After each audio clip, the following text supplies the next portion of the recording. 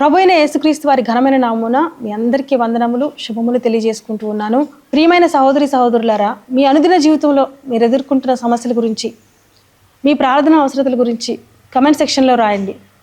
మీ గురించి ప్రతిరోజు ప్రార్థన చేయబడుతుంది. మీ జీవితంలో మీరు ఎదుర్కొంటున్న మీ సమస్యలను బట్టి, పరిస్థితులు ఇప్పుడే చక్కబడ్డాయి అనుకున్నప్పుడు, కాస్త నెమ్మది దొరికింది అనుకున్నప్పుడు, సమస్య తర్వాత సమస్య, మరలా సమస్యలు మీరు ఎదుర్కొంటున్న విధానాన్ని బట్టి దావీదు భక్తుడు అనుకున్నట్లుగా ఉవ్వవలే నాకు రెక్కలున్న ఎడల నేను ఎగిరిపోయి నెమ్మదిగా నుందునే అని మీకు అనిపిస్తూ ఉండవచ్చు. మనం మనుషులం గనక సమస్యల నుంచి మనము ఎంత దూరంగా పారిపోయినప్పటికీ మరలా మన బంధాలను బట్టి, సంబంధాలను బట్టి మరలా తిరిగి రాక తప్పదు. దేవుని బిడ్డలారా, దైవ సేవకులు కానీ మరి విశ్వాసులు కానీ ఎవరూ సమస్యలకు అతీతులు కారు. అనేక మంది పరిశుద్ధులు, భక్తులు బైబిల్ గ్రంథంలో ఎదుర్కొన్నటువంటి సమస్యలే మనం ఎదుర్కొంటూ ఉన్నాం. క్రైస్తవులు భావోద్వేగాలను బట్టి కాదు కానీ క్రీస్తునందు విశ్వాసాన్ని బట్టి జీవిస్తూ ఉన్నారు.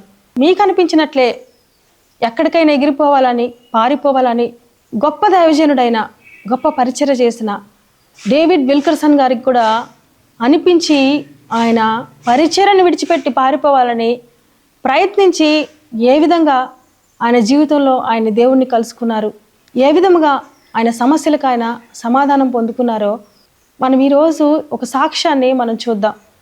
మీ జీవితంలో మీరు ఎదుర్కొంటున్న ఆరోగ్య సంబంధమైన సమస్యల వలన, మీ సంబంధాలలో, మీ బంధాలలో సమస్యల వలన, మీ ఆర్థిక సంబంధమైన సమస్యల వలన మీకు పారిపోవాలని అనిపించవచ్చు, కానీ అది పరిష్కారం కానే కాకపోవచ్చు.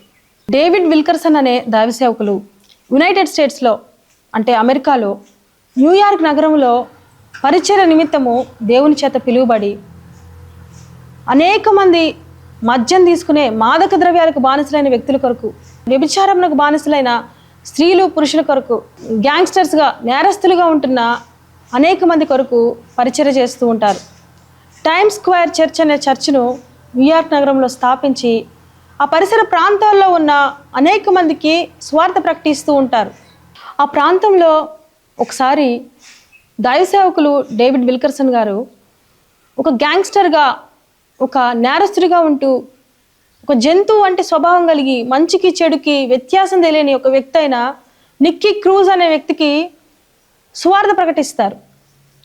నిక్కీ క్రూజ్, దేవుడు నిన్ను ప్రేమిస్తూ ఉన్నాడు, దేవునికి నీవు కావాలి అని డేవిడ్ విల్కర్సన్ గారు సువార్త ప్రకటిస్తారు.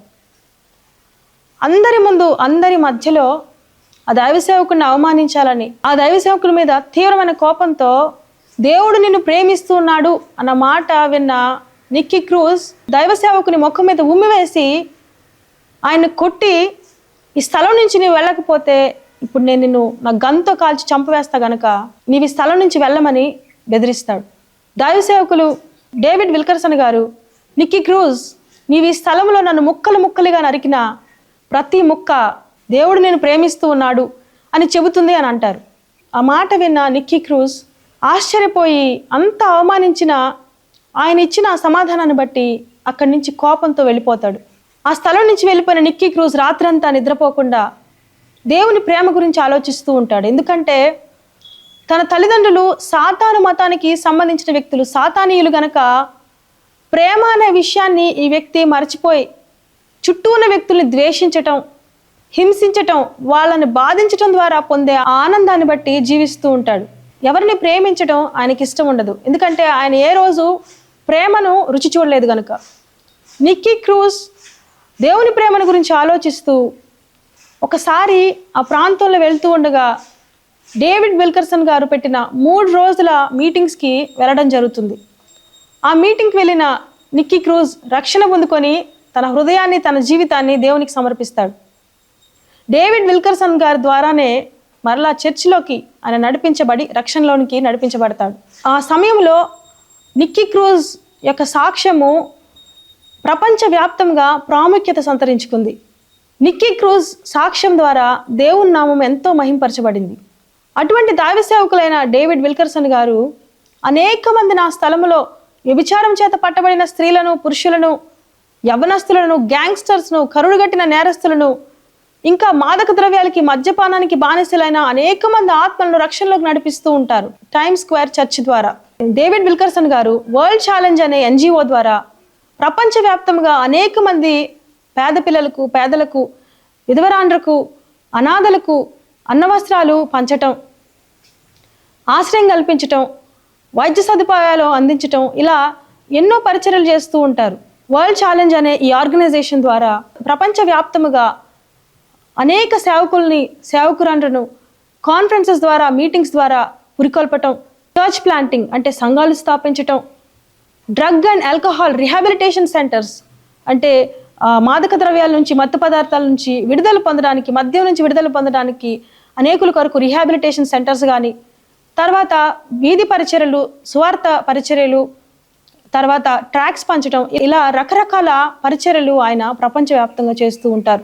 ఇంత పరిచర్య చేస్తూ దేవుణ్ణి ఎంతో ప్రేమిస్తూ ఉంటున్న ఈ దైవ సేవకులు డేవిడ్ విల్కర్సన్ గారు ఒకసారి తన కుటుంబంలో, తన బంధాల్లో, తన సంబంధాల్లో కలిగిన ఒక వ్యక్తిగతమైన సమస్య ద్వారా తీవ్రమైన ఒత్తిడికి గురై ఆ సమస్యలను బట్టి ఆ పరిచర్యను, తన కుటుంబాన్ని విడిచిపెట్టి దూరంగా పారిపోవాలని ఆయన అనుకుంటారు.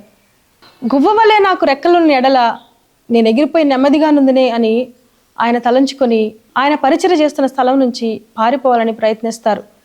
దేవుణ్ణి సంధించి మరలా ఏ విధంగా తన సమస్యల నుంచి విడుదల పొందుతారో ఆయన ఆ సాక్ష్యాన్ని ప్రపంచవ్యాప్తంగా ఆ పరిస్థితుల గుండా, ఆ సమస్యల గుండా వెళుతున్న వారికి ఉపయోగకరంగా ఉండాలని ఆ సాక్ష్యాన్ని ఆయన పంచుకున్నారు. ఒకరోజు డేవిడ్ విల్కర్సన్ గారు పరిచర్య చేసి తన ఇంటికి వెళ్ళినప్పుడు వంటగదిలో తన 32 ఏళ్ల భార్య కడుపు మీద చేతులుంచి క్రింద పడిపోయి ఏడుస్తూ ఉంటారు. తన భర్త ఆమె దగ్గరికి వెళ్ళి ఆమెను చూసినప్పుడు తన భర్తతో, నా కడుపులో ఏదో ఒక గడ్డు ఉన్నట్లుంది, నాకెంతో బలహీనతగా అనిపిస్తూ ఉంది, నేను ఎంతో అలసిపోతూ ఉన్నాను, నాకు శక్తి లేకుండా ఉంటుంది, 2 నెలల నుంచి నేను ఈ గడ్డతో బాధపడుతూ ఉన్నాను అని చెప్పినప్పుడు డాక్టర్ దగ్గరికి వెళ్ళడం జరుగుతుంది. హాస్పిటల్లో దైవ సేవకురాల్ని పరీక్షించి ఆమెకి అండాశయంలో ఒక చిన్న ఇన్ఫెక్షన్ వచ్చింది కనుక చిన్న వాపు వంటిది వచ్చిందని చెప్పి ఆమెకు మందులు ఇచ్చి ఆమెను పంపించడం జరుగుతుంది. తర్వాత 2 వారాలు ఆమెకు తగ్గినట్లుగా అనిపించినప్పటికీ మరలా ఆమె మరొక స్థలంలో మరి ఆమె కావాల్సిన వస్తువులు కొనుక్కుంటూ ఆమె షాపింగ్లో ఉన్నప్పుడు ఆమె తీవ్రమైన నొప్పితో క్రింద పడిపోవడం జరుగుతుంది. వెంటనే ఆమెకు వైద్యులు ఎక్స్రే తీసినప్పుడు ఆమె కడుపులో ఉన్నది ఇన్ఫెక్షన్ కాదు కానీ ఆమె చిన్న ప్రేగుకు క్యాన్సర్ వచ్చిందని డాక్టర్స్ వారికి తెలియజేయడం జరుగుతుంది. క్యాన్సర్ వలన ఆమెకు వెంటనే 4 గంటల సర్జరీ చేయాల్సి వస్తుంది. 6 గంటల సర్జరీ తర్వాత ఆమె చిన్న ప్రేగులో ఉన్న క్యాన్సర్ని తొలగించి ఆమెకున్న ఆ లిమ్ గ్లాండ్స్ అనే అవయవాలను కూడా తీసివేసి వైద్యులు ఆమె కడుపులో ఉన్న మధ్య భాగానికి అది సోకకుండా జాగ్రత్తలు తీసుకోవాల్సిందిగా దైవ సేవకులు తెలియజేస్తారు. డేవిడ్ విల్కర్సన్ గారు తన భార్య కలిగిన అనారోగ్య సమస్యను బట్టి ఆమెకు అది తెలియకుండా జాగ్రత్త పడుతూ ఉంటారు. ఆమె క్యాన్సర్ వచ్చిందన్న విషయాన్ని దాచిపెట్టి ఆమెకు కేవలం ఒక అండాశయంలో ఇన్ఫెక్షన్ మాత్రమే ఉందని ఆమెకు చెబుతూ ఉంటారు. తర్వాత 5 సంవత్సరాల్లో 5 సార్లు ఆమెకు సర్జరీ చేయడం జరుగుతుంది. దాని వలన ఆమె అత్యంత బలహీనంగా అవుతూ ఉంటారు. కొద్ది రోజుల తర్వాత ఆమె కొంచెం బలం పొందుకున్నారని అనుకుంటున్నప్పుడు, ఆమె ఈ సమస్య నుంచి బయటపడ్డారని అనుకుంటూ ఉన్నప్పుడు, ఒక మీటింగ్ నుంచి తిరిగి వస్తూ ఉన్నప్పుడు ఆమెకు తీవ్ర రక్తస్రావం ప్రారంభమవుతుంది. వెంటనే హాస్పిటల్లో ఆమెకు ఆ రక్తస్రావాన్ని ఆపి ఆమెకి మరొక సర్జరీ చేసి జీవిత కాలానికి ఆమె తీసుకోవాల్సిన మందుల గురించి దైవ సేవకులకి తెలియజేయడం జరుగుతుంది. డేవిడ్ విల్కర్సన్ గారితో ఆ వైద్యుడు, ఈ భార్య జీవిత కాలం మందుల మీద ఆధారపడాల్సి ఉంటుంది, ఆమెకి ఇప్పుడు హార్మోన్ సిస్టమ్ అనేది, హార్మోన్స్ విడుదలయ్యే అనేకమైన మరి ఆ అవయవాలను, లిమ్ గ్లాండ్స్ అనే అవయవాలను, మరి కొన్ని అవయవాలను మేము తీసివేసాం కనుక, చిన్న ప్రేగులో కొంత మేము తీసివేసాం కనుక ఆమెకు థైరాయిడ్కి సంబంధించిన మందులు, అనేక మందులు ఆమె తీసుకోవాల్సి ఉంటుంది. ఇంత మాత్రం కాకుండా ఆమెకు తరచూ కోపం రావటం, తరచూ ఒత్తిడికి గురవటం, ఆ హార్మోన్స్ ఇంబ్యాలెన్స్ వలన ఆమెకు తరచూ ఒత్తిడి కలగటం, డిప్రెషన్లోకి వెళ్ళటం, ఆమె అసహనానికి గురవటం జరుగుతుందని, ఆమెకు నూతనమైన వ్యక్తిగా ఇప్పటి నుంచి ఉంటుందని దైవ సేవకులకి తెలియజేస్తారు. మొదటి 3 నెలలు ఆమె సాధారణంగా ఉన్నప్పటికీ తర్వాత 6 నెలల్లో ఆమెలో మార్పులు చోటు చేసుకుంటూ ఉంటాయి. ఆమె తన కుటుంబంలో తరచూ తన పిల్లల మీద అరవటం, తన భర్తతో వాగ్వాదాలు చేయటం, తరచూ గొడవలు పడటం జరుగుతూ ఉండేది. క్రమక్రమంగా డేవిడ్ విల్కర్సన్ గారి కుటుంబంలో సమాధానం లేకుండా గొడవలు, విభేదాలు జరుగుతూ ఉండేవి. దైవ సేవకురాలు డిప్రెషన్లోకి వెళ్ళి తరచూ నన్నెవరూ ప్రేమించరు, నా పిల్లలు, నా భర్త నన్నెవరూ ప్రేమించరు, నాకు సమాధానం లేదని ఏడుస్తూ ఉండేవారు. దీనివలన కుటుంబంలో ఎన్నో ఇబ్బందులు డేవిడ్ విల్కర్సన్ గారు అనుభవిస్తూ ఉంటారు. పరిచర్యకి వెళ్ళే ప్రతిసారి అపవాది, నీవు వాక్యం బోధిస్తున్నావు కానీ నీ కుటుంబంలో నెమ్మది లేదు, భార్యాభర్తలైన మీ ఇద్దరి మధ్య సమాధానం లేదు అని అపరాధ భావంతో నీవు మోసగాడివి అని నిందిస్తూ ఉంటాడు.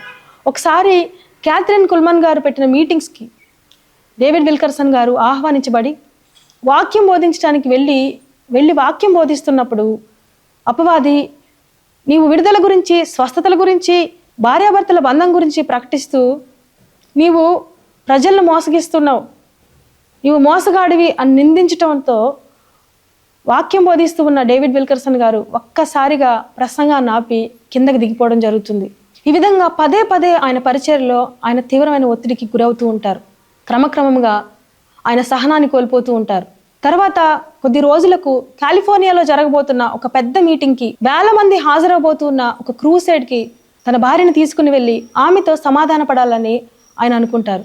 ఆ మీటింగ్కి వెళ్ళినప్పుడు వారు ఏ హోటల్ గదిలో అయితే ఆ మీటింగ్ కొరకు సిద్ధపడుతూ ఉంటారో ఆ స్థలంలో వారు సిద్ధపడుతూ ఉన్నప్పుడు వారిద్దరి మధ్య హఠాత్తుగా వాగ్వాదాలు, గొడవలు మొదలవుతాయి. ఆ రోజు దైవ సేవకులు పూర్తిగా సహనాన్ని కోల్పోయి నాకు ఈ కుటుంబం కానీ ఈ పరిచర్య కానీ వద్దని ఆ స్థలం నుంచి ఆమెను విడిచిపెట్టి మీటింగ్ జరుగుతున్న స్థలానికి వెళ్ళిపోతారు.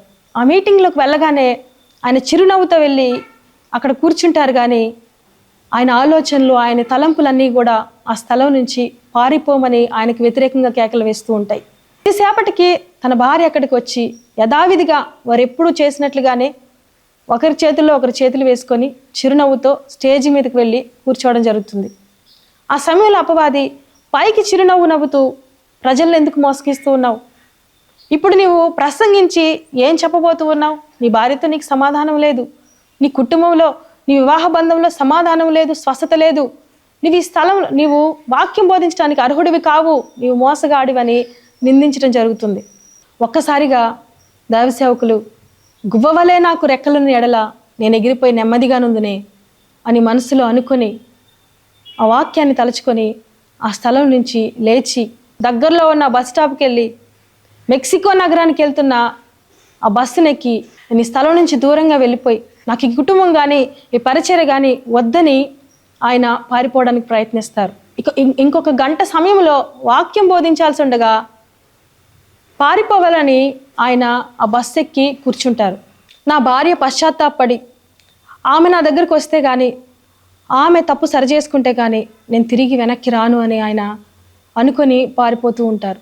ఒక్కసారిగా పరిశుద్ధాత్మ స్వరము దైవ సేవకులతో, ఏ అనారోగ్య సమస్య, ఏ బాధ నువ్వు అనుభవించకుండా ఈ స్థలం నుంచి పారిపోతున్నావు కానీ నీ భార్య నీ పరిచర్య నిమిత్తము ఎంతో అనారోగ్య సమస్యలకు, క్యాన్సర్కు అప్పగించబడింది. అయినా ఆమె నాకు లోబడి ఆమె ఉండాల్సిన స్థలంలో ఉండగా నీవెందుకు పారిపోతూ ఉన్నావు, నీవెక్కడికి పారిపోతూ ఉన్నావు అని ఆయన్ని ప్రశ్నిస్తాడు. ఈ స్థలం నుంచి నీవు ఉండాల్సిన స్థలంకు వెళ్ళమని దేవుడు ఆయన్ని గద్దిస్తాడు. వెంటనే భయంతో, వణుకుతో డేవిడ్ విల్కర్సన్ గారు ఆ స్థలం నుంచి పరుగెత్తి ఆయన ఎక్కడైతే వాక్యం బోధించాల్సిందో ఆ ప్రాంతానికి వెళ్ళి, ఆ మీటింగ్కి వెళ్ళి, ఒక పాత దుస్తులు మార్చుకునే గదిలోనికి వెళ్ళి మోకరించి, దేవా నీవు నా కుటుంబాన్ని, నా వివాహాన్ని స్వస్థపరిస్తేనే కానీ నేను ఈ పరిచర్యను చేయలేను, దేవా నన్ను దర్శించు, దేవా నన్ను బలపరచు, నన్ను స్వస్థపరచు, అపరాధ భావం నుండి నన్ను విడిపించు అని దేవునికి ఒక తీవ్రమైన మొర పెడతారు. ఆ రోజు నూతనమైన అభిషేకాన్ని దైవ సేవకులు పొందుకొని భయం నుంచి, వేదన నుంచి పూర్తిగా విడిపించబడతారు. దేవుడు దైవ సేవకులను దర్శించి బలపరుస్తాడు. వెంటనే ఆయన ప్రసంగించాల్సిన చోటుకి వెళ్ళి పరిశుద్ధాత్మ చేత ఏకధాటిగా 30 నిమిషాలు దేవుని ప్రేమ గురించి బోధిస్తారు. తానేం మాట్లాడుతున్నానో తనకు తెలియకుండానే పరిశుద్ధాత్మ వశంలో దేవుని ప్రేమ గురించి గొప్పగా బోధిస్తారు. అక్కడున్న వేల మంది ఆ ప్రసంగానికి ఆకర్షింపబడి కన్నీరు కారుస్తూ తమ జీవితాలని దేవుడికి సమర్పిస్తారు. ఆ ప్రజల్లో ఉన్న తన భార్యను సైతము దేవుడు దర్శిస్తాడు.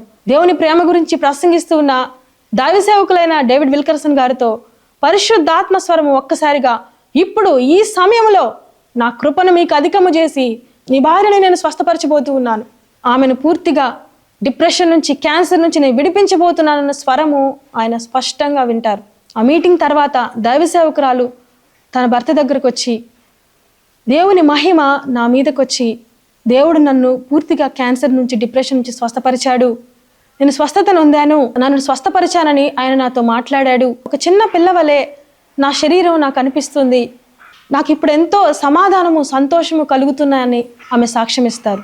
పూర్తిగా దేవుడు వారి కుటుంబాన్ని, వారి వివాహ బంధాన్ని స్వస్థపరుస్తాడు. దేవుని బిడ్డలారా, షాద్రక్, మేషక్, అబేద్నెగో ఏ విధంగా అయితే అగ్నిగుండంలో ప్రవేశించి 4వ వాడైన దేవుణ్ణి కలుసుకున్నారో, ఏ విధంగా అయితే అగ్ని జ్వాలలు వారిని తాకకుండా, వారిని కాల్చివేయకుండా వెలుపలికి నడిపించబడ్డారో, అదేవిధంగా ఈరోజు అగ్ని వంటి మీ శ్రమల గుండా మీరు ప్రయాణిస్తారు, కానీ ఆ శ్రమలు మిమ్మల్ని దహించివేయవు. దేవుని యందు విశ్వాసం ఉంచని బిడ్డలు అనేక మంది సమస్యల గుండా వెళుతూ ఉన్నప్పుడు, శ్రమల గుండా వెళుతూ ఉన్నప్పుడు ఆత్మహత్యలు చేసుకుంటూ ఉన్నారు, మరణిస్తూ ఉన్నారు, నశించిపోతూ ఉన్నారు.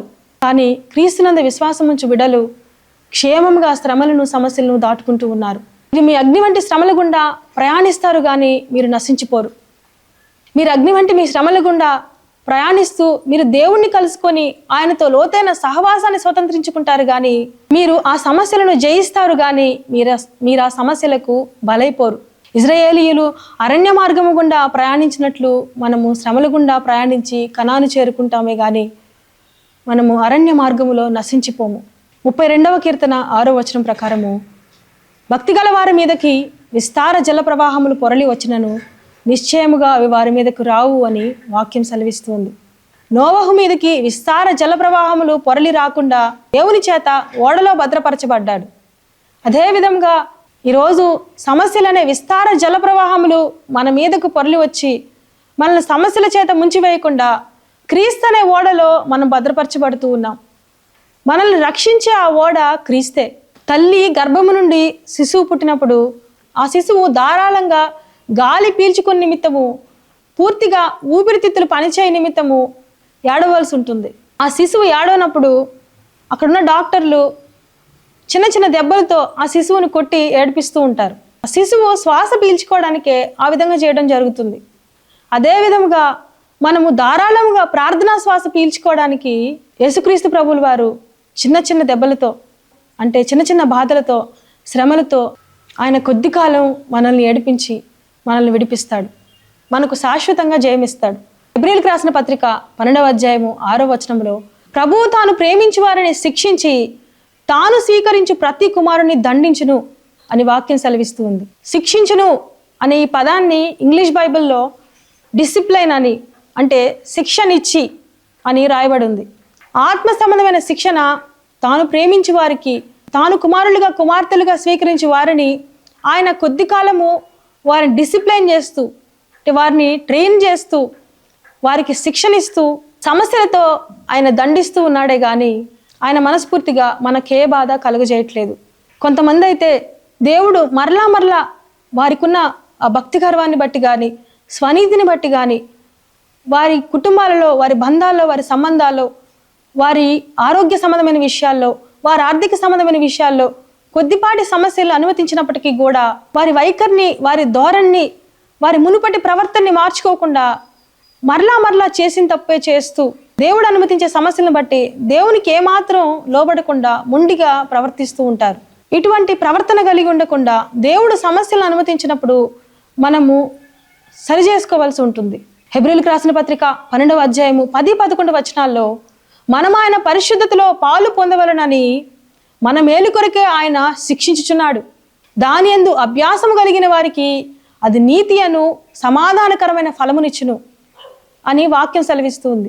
మనం ఆయన పరిశుద్ధతలో పాలు పొందాలని, నీతి అనే ఫలాన్ని మనం పొందాలని ఆయన సమస్యలను మనకు అనుమతిస్తూ ఉన్నాడు. ఈ సమస్యల ద్వారా మీ విశ్వాసం పరీక్షింపబడుతుంది. మీ విశ్వాసాన్ని బట్టి, మీ క్రియలను బట్టి మీరు నీతిమంతులుగా దేవుని చేత తీర్చబడుతూ ఉంటారు. యాకోబు రాసిన పత్రిక 2వ అధ్యాయము 17, 20, 22, 23 వచనాల్లో, విశ్వాసము క్రియలు లేనిదైతే అది ఒంటిగా నుండి మృతమైన దగును, క్రియలు లేని విశ్వాసము నిష్ఫలమైనది, క్రియల మూలమున విశ్వాసము పరిపూర్ణమైన దగును. మన విశ్వాసాన్ని మనం క్రియల మూలముగా కనబరచడం వలన దేవుని యందు మన విశ్వాసము పరిపూర్ణమవుతుంది. మనము దేవుని ద్వారా నీతిమంతులుగా తీర్చబడతాం. కనుక దేవుని బిడ్డలారా, మీ జీవితంలో దేవుడు సమస్యలు అనుమతించినప్పుడు ఆ సమస్యల ద్వారా మీ విశ్వాసమును ఆయన వృద్ధిపరుస్తూ ఉన్నాడు. ఆయన పరిశుద్ధిలో మనం పాలు పొందాలని ఆయన అనుమతిస్తూ ఉన్నాడు. నీతి అనే ఫలాన్ని మనం పొందాలని ఆయన కోరుకుంటూ ఉన్నాడు. దేవుడు మిమ్మల్ని దీవించును గాక.